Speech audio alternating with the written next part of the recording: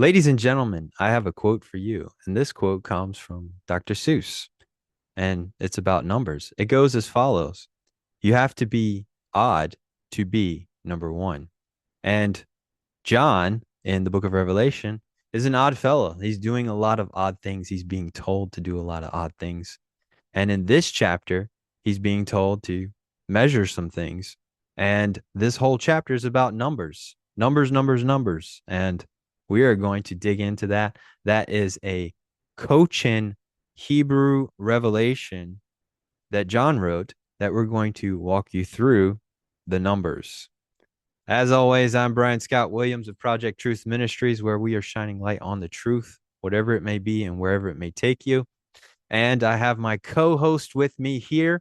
This is Janice Baca. She's the Hebrew grammarian. She's amazing. She has walked us through all these things, and she's going to continue on this drive. She's my co-host. Janice, say hello to our audience, and also, can you give us a little bit, some more information about what we're facing in this chapter? Shalom, Brian, and shalom, everyone. It is so exciting to see you guys today. I'm so thankful that you're with us because we have something big here today.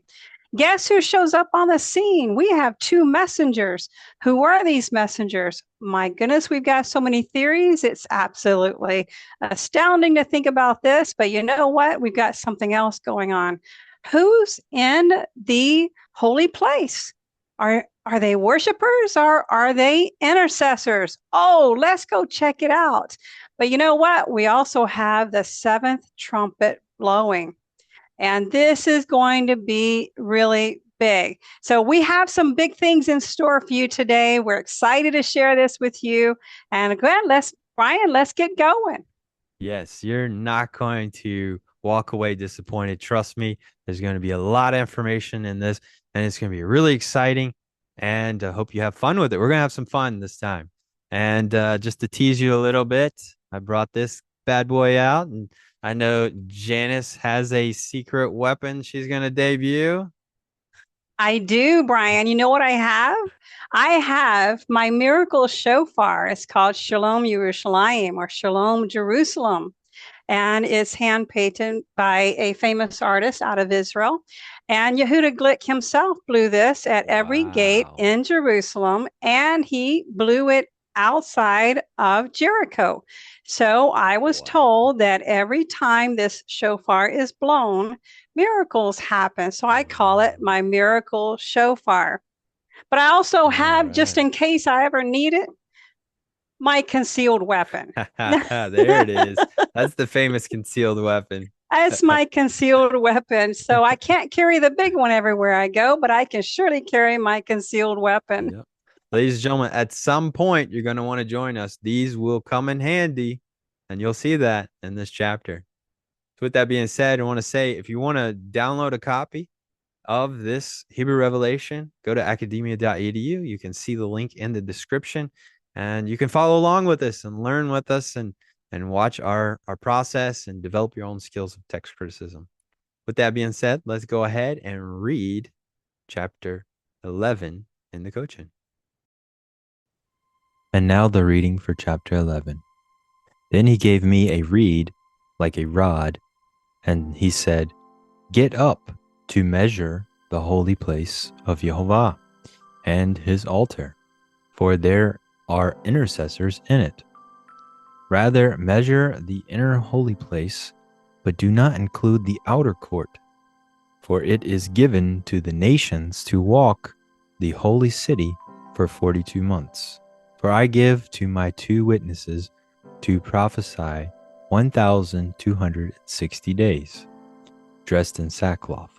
For these are the two olive trees and the two torches standing before Elohim, God of the earth. If anyone wants to harm these, then fire will come and consume them. During the time they are prophets, they have the authority to shut the heavens so that no rain comes on the earth, and over the waters to turn them into blood, and to strike the earth with plagues, whenever they please. After their testimony was finished, he brought forth the beast from the deep, The beast battled, prevailed, and killed them. Then their corpses were thrown into the streets of the holy city, called Sodom and Egypt, and is also the exact place where our Master was crucified. And they of the nations and tribes see their corpses for 3.5 days, but you do not bury them. Those dwelling upon the earth rejoice over them and sent gifts to one another, since the prophets brought a lot of grief to the inhabitants of the earth. And after 3.5 days, they rose and stomped to their feet. And a great fear and terror fell upon those seeing them, and they heard a voice saying, "Rise up!" Then they ascended to the heavens in a cloud, and they saw their enemies. And at that time there were tremblings of the earth, 1/10 part of the city fell, and 7,000 died among the children of mankind. Others were terrified, but we gave praise to Elohe, God of the heavens. See, the second sorrow has come, and the third sorrow comes. Then the seventh messenger blew, and there were many voices in heaven declaring the songs of creation. All things are subject to the Lord Yeshua, and he shall reign forever and ever. And the 24 elders sitting on their thrones before Jehovah fell upon their faces, praying to Jehovah, saying, "We praise you, Lord of armies, who was, who is, and will be. The time of the nations were filled. Therefore the time of your wrath and judgment of the dead comes, to give recompense to your servants, the holy prophets, and the righteous who revere you, for the small and the great, and to destroy those who corrupted the earth." In the heavens, Jehovah's house of prayer opened and revealed the ark of the covenant in his house. Then there are voices and thunders, and lightnings and tremors of the earth, and great hail. All right. We now are picking up with verse 1 in chapter 11, in which it reads, "Then he gave me a reed like a rod, and he said, 'Get up to measure the holy place of Jehovah and his altar, for there are intercessors in it.'" Well, first of all, we have measuring reed or rod. That's very consistent with ancient times. But I do notice something different here. Janice, what is going on with this intercessor business? You know, Brian, I know the argument is that when you're interceding and when you're praying, of course, that is a type of worship. And I certainly do agree with that. But the mitpalim, it is absolutely praying, or those who pray, which are intercessors or prayers, those who are praying.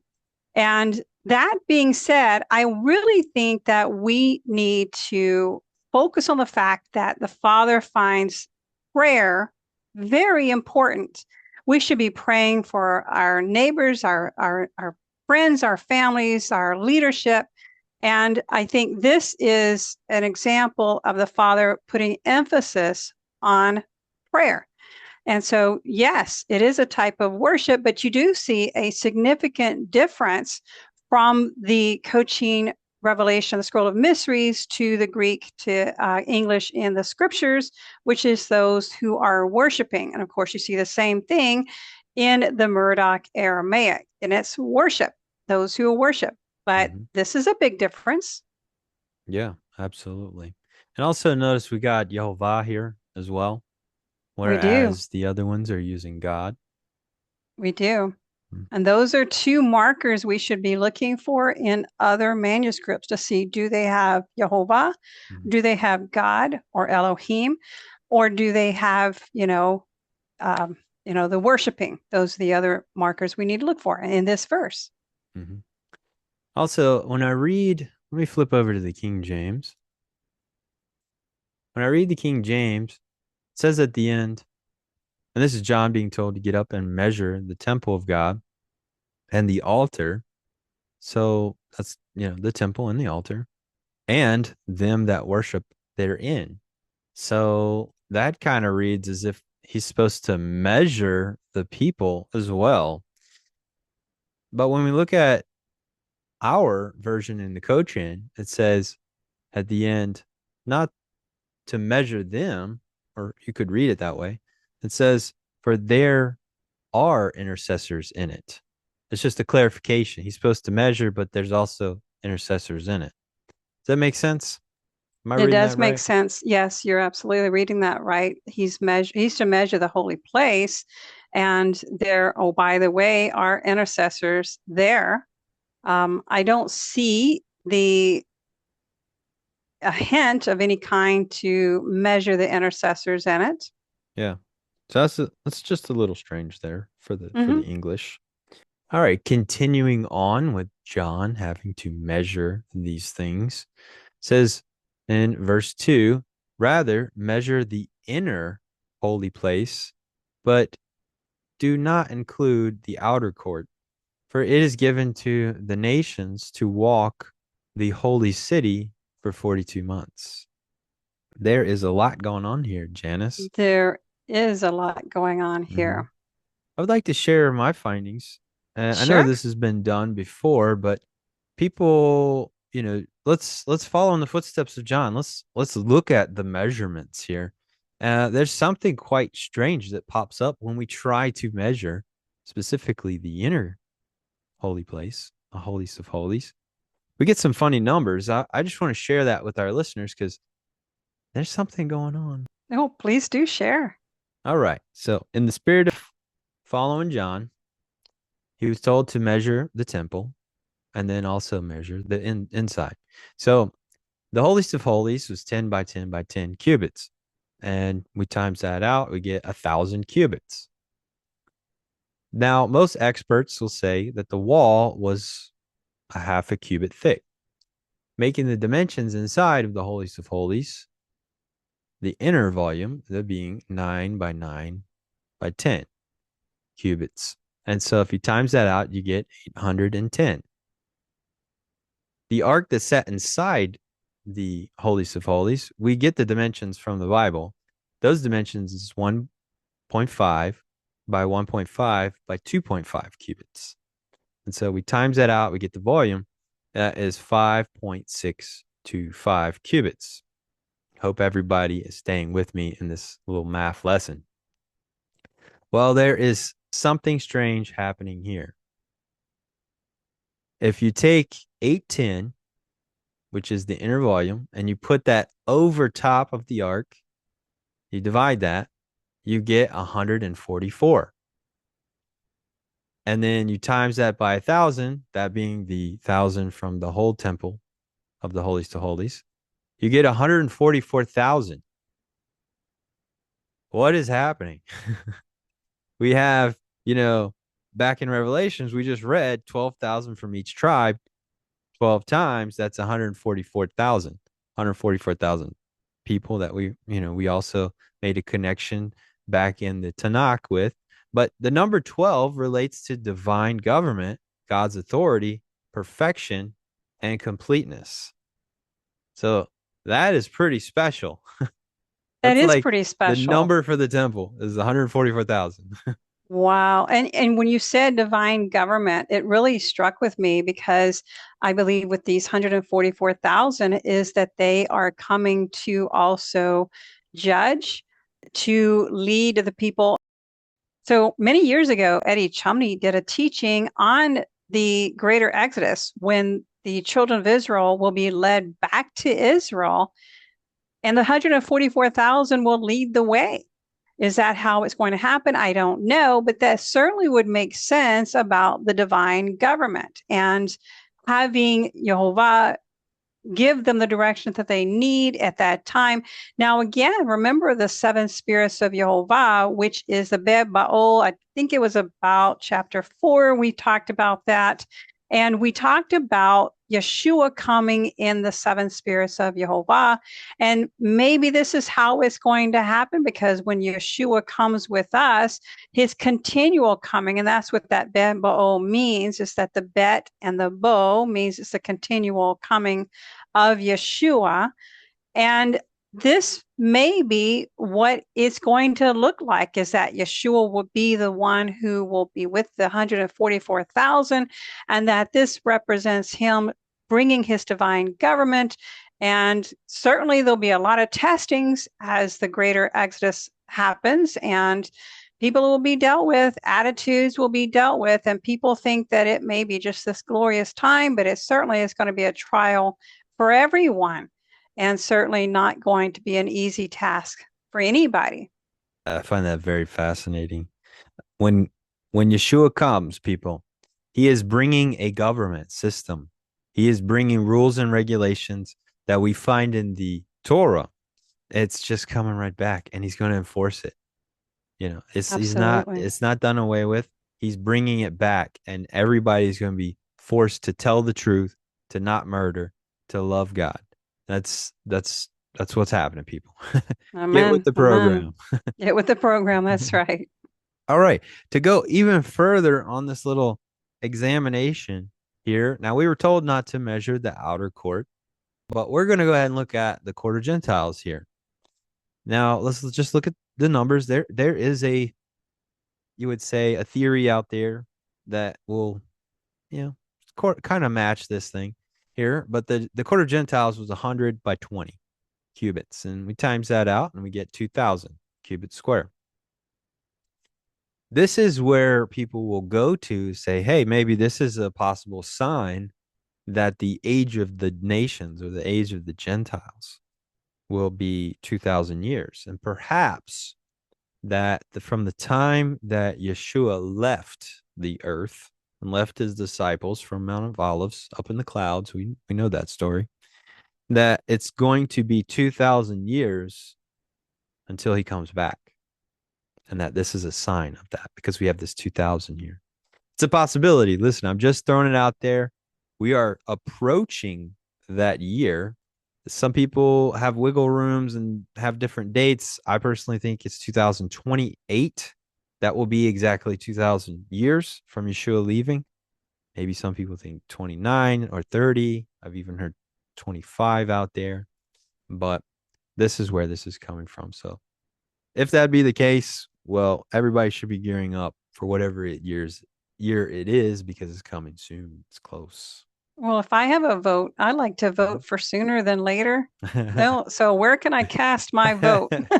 You want Yeshua to come clean all this up, right? I do. I am so done with this world and the Yeah. wretchedness of this world. But yes, if I have a vote, I'll go put in my vote. I'll cast my ballot right behind you, There Janice. you go. There you go. All right. So Janice, there is some other things that I want to point out here. Now, we're going to come across some numbers, some repetitive numbers here. And you'll see here that it says 42 months. And this also matches, this is one of those anchor points. It also matches in the Greek and in the Aramaic. You have 42 months here. But the numbers we'll see will be 42 months, and we'll see 1,260 days. Well, it's very interesting that both of those numbers equal to this exact same amount. 42 months is exactly 3.5 years. And 1,260 days also equals to 3.5 years. And as we go further, we'll also see that these witnesses will be on the ground for 3.5 days. So we got this theme here of a repeat here over and over. And we also have this chiastic structure. Janice, can I talk about chiastic structure real quick for our Sure, listeners? sure. Let's do Thank that. you. Before I give you a summary on the chiastic structure, in this chapter, I want to point out the chiastic structure is something that's well known. It's a mirroring, and you can see it in the Greek manuscripts for the book of Revelation. In fact, it spans across the whole entire book. And I went through and I created a foldable, printable sheet that you can compare verses with. And it includes the English and also compares to the Cochin. So we have two printable sheets, and you can compare the English versus the Cochin, and all the anchor points are pretty much the same. But that printable document will be put at the back of the second edition of the publication for the Scrolls of Mysteries that Janus Baca is going to eventually come out with. You're going to get a second edition. There's going to be more footnotes and more bombshells in. So look forward to that. All right, now let's look at the chiastic structure. So a chiasmus is what it's called, or chiastic. It's a rhetorical or literary device in which words, grammatical constructions, or concepts are repeated in reverse order in the same or modified form. So to give you an example, so you might have something that says A, B, C, then D is the mirror point, and then you have C, B, A. So to give you an example of some smaller chiastic structures, you have never let a fool kiss you and never let a kiss fool you. You see the mirroring there?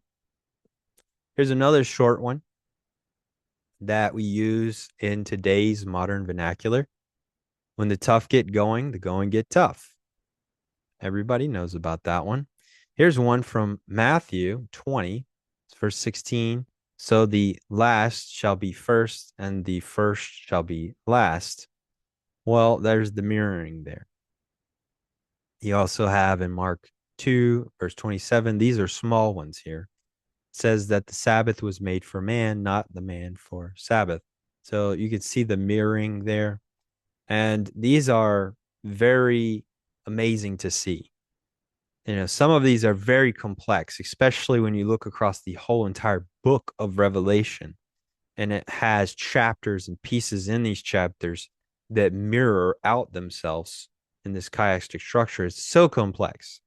And to have this kind of complexity in the book of Revelations, it makes it clear that a fisherman named John, who in Acts 4, chapter 4, verse 13, he's labeled an unlearned man and ignorant. And he didn't dream this up. This is a fingerprint of God in the text, in the visions, that Almighty God directed John in a way that created this structure here. And it's truly amazing to see something like that. It is amazing. And you know what? He's just telling the story, Brian. And because he's simply telling the story as he knows it, and it to form up something as unique as a chiastic poetic structure such as this, then you know that this couldn't be coming from an ignorant man. It had to be coming from the creator of the universe, who's the storyteller of all. And so I think that in itself is miraculous. Yep. And that chiastic structure is very unique to the Bible. You can see prophets across the Bible doing very similar things. So God is working in the backgrounds.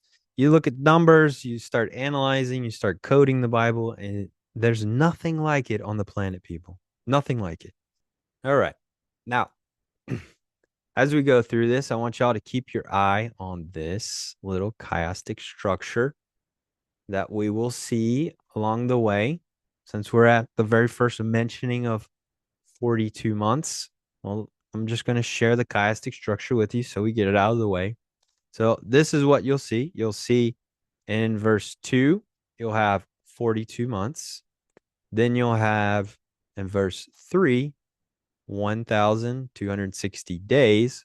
Then you'll have in verse 9, 3 days. That's the witnesses will be on the ground 3 days.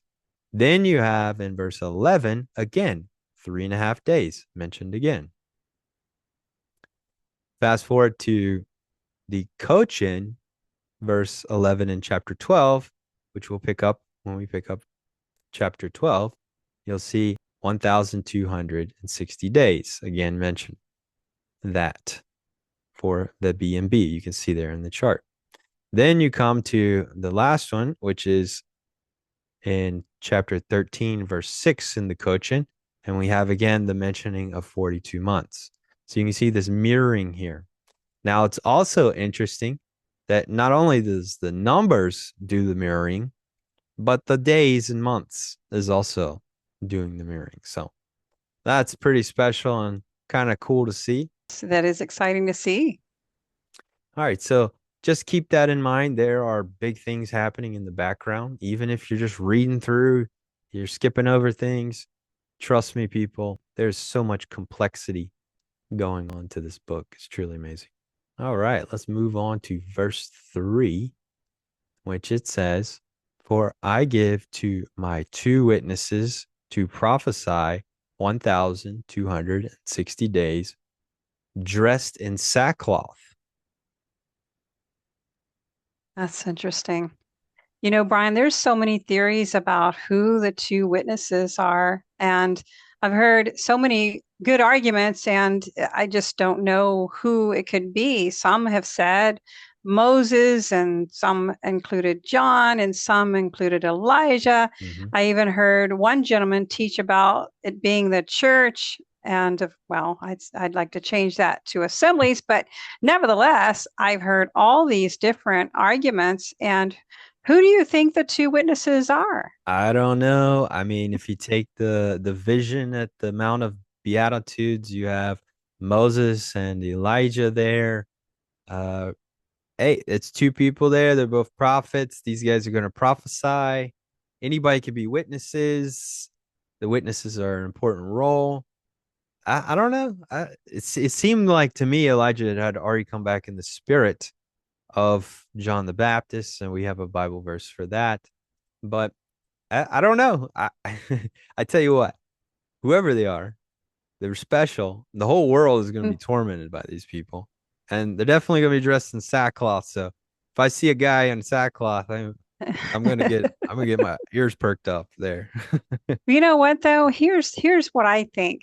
I'm going to be one of those that's going to be saying, I'm going to have pom-poms in my hand. I'm going to be cheering them on. I'm going to be hooting and hollering. I'm going to be saying, you tell them, you just tell them. Yeah. And I'm saying, give them a right, give them a left, give them a, undercut there. But I certainly would love to hear what they're going to say, because you know what?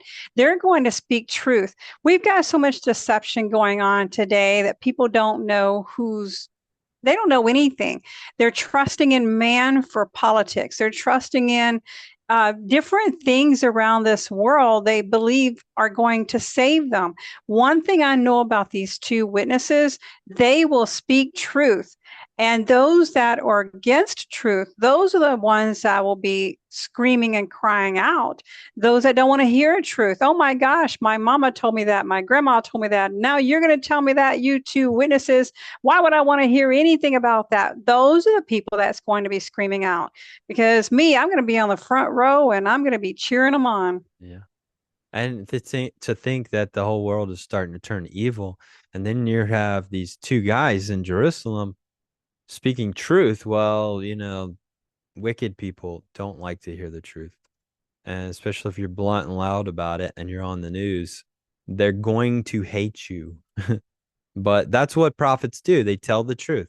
They remind you of the Torah and they tell you what you're doing wrong. So to people who are doing wrong, that is like assaulting their ears. That's violence is, words in my ears is the mindset that they have. But that's just the heathen raging. That's just all that is. It They're gonna is. do it.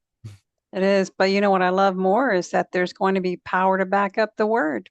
Hmm. And I'm looking forward to these two witnesses showing up. First of all, who are they? That's going to be my number one question. I'm going to be really excited to see who they are. But you know what? You have a good argument about Elijah. The spirit of Elijah has already come through John. So then could it be somebody else?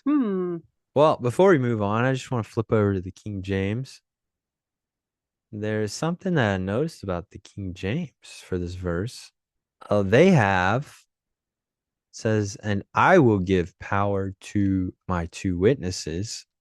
Well, that's a strange translation because, well, all ours says is, for I give to my two witnesses to prophesy. So it looks like an addition to Mm-hmm. me. Why would they add that? Because the scriptures is a very black and white, really good translation, generally speaking. So King James just actually decided to fluff it up a little bit.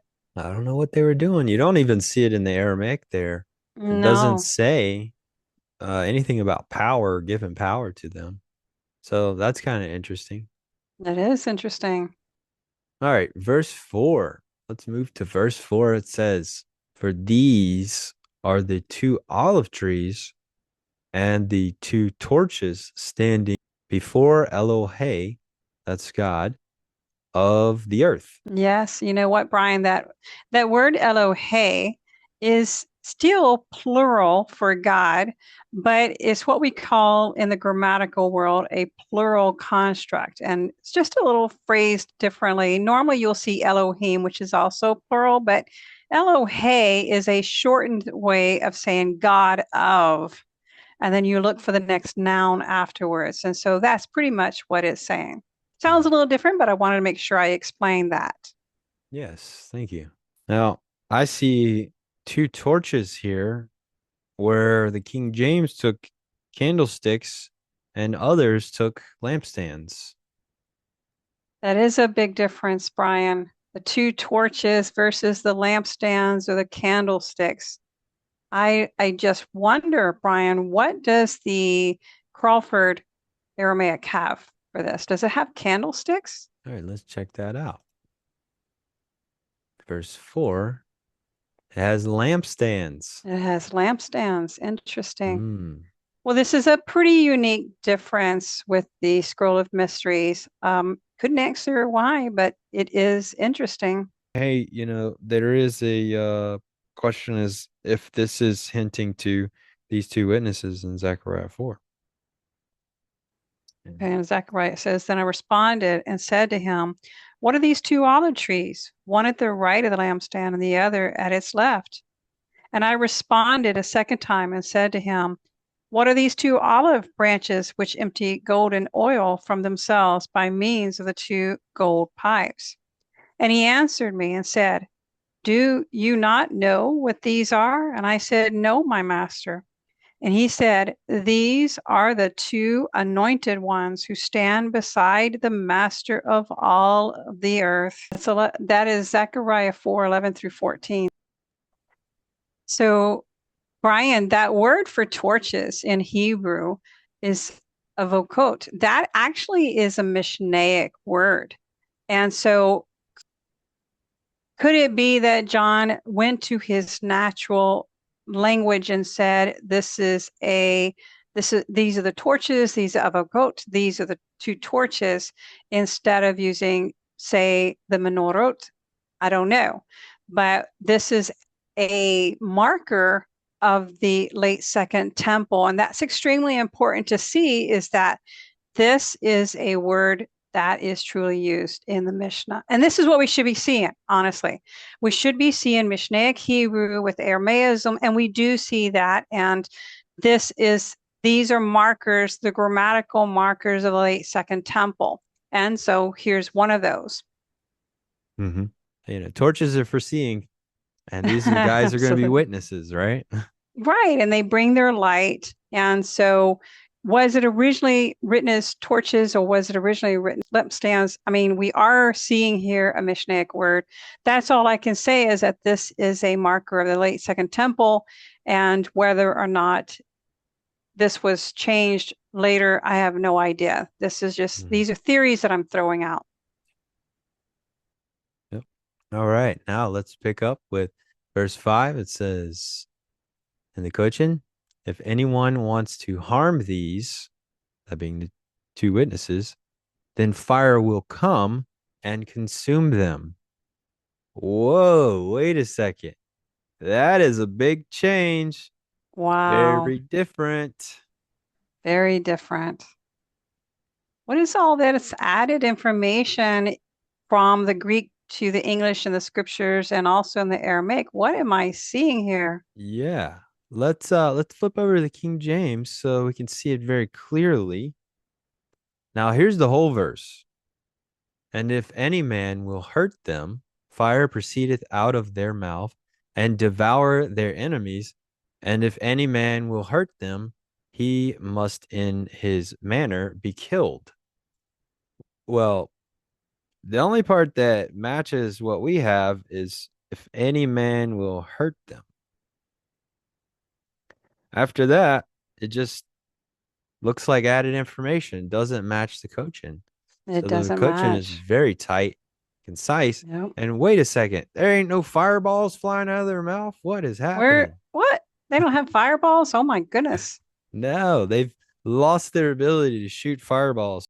What it says here in the Cochin is that fire will come and consume them. So, that kind of sounds like fire from heaven coming down and consuming, burning them up. Well, that sounds like a couple places in the Torah and the It in the surely Tanakh. does. So, Brian, I think you're right. I think it is fire possibly coming from the heavens because where have we seen this before? Because Jehovah himself, he consumed the people with fire. And this was in the Tanakh in places such as Genesis 19:24, Numbers 16:35, Ezekiel 5, verse 4. So these are places where fire came down from heaven. So since we don't know that this, I mean, clearly in the scroll of mysteries, it doesn't say it's coming out of their mouths. It just says fire comes and consumes them. So perhaps this is some fire that comes from Jehovah, just like what we see in the Tanakh. And also, don't forget Elijah, doing the test with the pagan worshipers, saying God's going to come down and put fire on my altar. Go ahead, put water on it. And then, of course, fire comes from heaven. That reminds me of this. Like, this is all God's doing. Same goes for Sodom and Gomorrah. Fire came from heaven, rained That's down on them. right. So, this is definitely something God's going to do. And I think that's more fitting than fireballs shooting out of their mouths. I think you're right. I think this is actually a picture of Jehovah moving and bringing this fire to consume them because he is fed up. And I see the picture of Sodom and Gomorrah all over again because he is fed up with these bad behaviors. Absolutely. All right, let's pick up with verse 6. And it says, during the time they are prophets, they have the authority to shut up the heavens so that no rain comes on the earth, and over the waters to turn them into blood, and to strike the earth with plagues whenever they please. So, wow, that actually kind of sounds like 10 plagues here, Egyptian plagues going on. We got no rain, we got blood in the water, and then plagues on the earth. Ooh, hey, are we going back to Egypt? Yeah, dreadful scene. You know what, Brian? I think this is where I'd like to find another place to go, other than the fact maybe I could just be right at the base of the wall in Jerusalem, Mhm. because this is not the scene that I really want to be part of. Yeah, I'll say that. And no wonder the whole world hates them. They're making it not to rain and they're being plagued with things. So I completely understand why they're getting angry at these two guys who are, doing all this stuff to the whole world. Wow. Yeah, I agree. Mhm. They, first of all, they brought it on themselves by being a people of great sin and then rejecting the truth. And then they want to, whatever they say or do, go against the prophets and not believe anything and then be stubborn and rebellious. So they brought it on themselves, those who were going to be facing this year that day. Mhm. And I don't think this is something that the people themselves brought on themselves, is basically what I'm trying to say. Mhm. Yeah. When you do comparison to Mhm. the English here and even the Aramaic, these all look about the same. I don't see a lot of differences going on with I this don't verse. either. Yeah, I don't see a lot of differences here either. All right, verse 7. And it says, After their testimony was finished, he brought forth the beast from the deep. The beast battled, prevailed, and killed them. So that's pretty wild there. We have this beast. Is it the beast Yes. system? Is it a specific beast? Is it a unique beast for this task? I don't really know, but it's coming out of the deep and then it's fighting these two witnesses and killing them. This is how they Mm. die. The beast kills them. So And this what's is what's pretty interesting here. it is pretty interesting. And what is interesting about this is that when you look at it, you wonder who's the he here. And this is not a gender mismatch. I just wanted to make sure I brought that up because this could be referring to Jehovah Yeshua, and that the he is appropriate. He brought forth the beast from the deep. Interesting. So now he is bringing forth the beast from the deep, and Mhm. it's not going to be a good thing. They're going after and to kill them. Yeah. And notice that it's at the end of their testimony. So they'll be able to give their testimony all the way to the end. When they're finished, that is when this battle will happen. So So here, everything will be said and everything will be done then. mhm. And verse 8 says, Then their corpses were thrown into the streets of the holy city, called Sodom and Egypt, and is also the exact place where our master was crucified. Wow. There was no confusion here. This is Jerusalem here, Mm, but I think there's a hint here of how wicked they're going to be. And also the fact that we were just talking about plagues, that points to Egypt. The plagues there point to Egypt, and the wickedness there points to Sodom. hmm we're reaching that day, Brian, and doesn't matter whether it's in Jerusalem or Tel Aviv, they call the little New York or the big New York. It's all wicked. The people Mm. have gone completely wicked, and it's very disturbing and heartbreaking when you see the wickedness of the people. And I know that the Father is not happy with this. He's very angry, and this is an example of what's going to happen if we do not repent. Absolutely. I will say this before we move on, to drill in the fact that this is Jerusalem, this is the holy city. Notice in the English it says great city, and the Aramaic it says great city. It's not being super clear there. We know it's probably Jerusalem there, but in ours is very clear. It says holy city. They're saying great Mhm. city. There's a difference in description there for what the city is. Absolutely. All right, let's go on to verse 9. We got some options here. We got some options for verse 9. The first option is translation 1 says, And they of the nations and tribes see their corpses for 3.5 days, but you do not bury them. Our second option is translation number 2, and they of the nations and tribes will see their corpses for 3.5 days, and they will not be buried.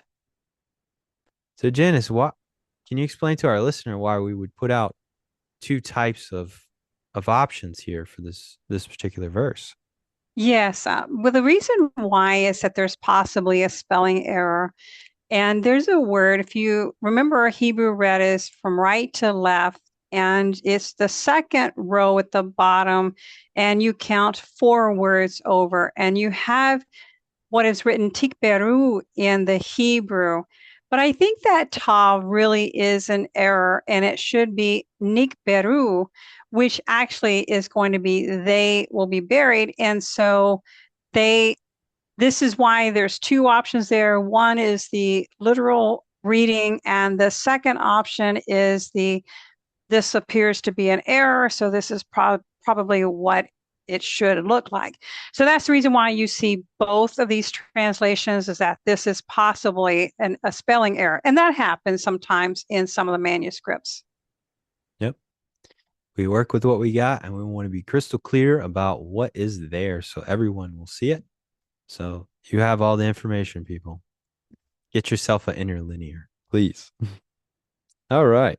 Now, let me show you King James before we move on. There is something going on with the King James for this verse. And the King James, it added in some extra detailed words here for this verse. It says, and they of the people and kindreds and tongues and nations.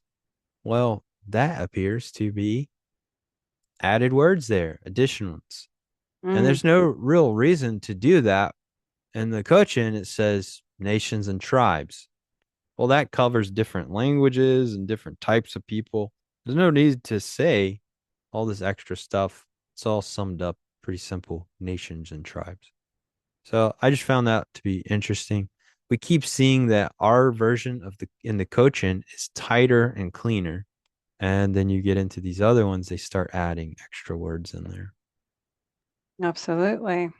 All right, ladies and gentlemen, that concludes our part one of chapter 11. I hope you've learned a lot. There's a lot of cool stuff in this one, and there's going to be even more cooler stuff in the next one. I promise you for part two. Definitely check that out. I want to give you a quick update before we sign off. The Hebrew Revelation from Cochin, the Scroll of Mysteries, has been downloaded 91 different countries around the world. That's right. It is spreading around the world. People are downloading it in all these different countries, and we are trying to reach every single country around the world right now. We have officially hit 91 as of the end of November in 2024. And we got even countries like Turkey, Iraq, and even Iran has downloaded this translation of the Scroll of Mysteries. So, hallelujah, it's spreading. Let's keep it spreading, keep spreading the word. And we're going to do something special when we finally hit all the countries around the world. That means John's book of Revelation in Hebrew would have touched the whole planet once we get every single country. So look forward to that. That's amazing. I want to say thank you to our listeners for helping that be spread. And we couldn't do it without you. I want to encourage you, if you haven't hit the like and subscribe button, what are you doing? Come on, let's do that. Do that now. Subscribe if you haven't. And we're going to sign off now. I want to encourage you to read your Bibles, people. And as always, God bless.